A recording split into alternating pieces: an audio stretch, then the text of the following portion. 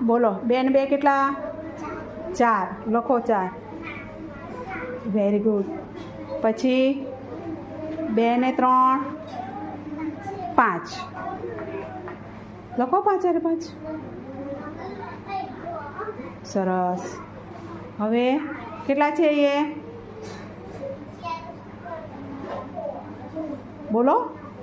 3 અને 4 તો 3 ને 4 કેટલા થાય 7 વેરી ગુડ હવે કેટલા આવશે 5 અને 4 કેટલા હા 9 લખો સરસ અને 7 અને 3 કેટલા 10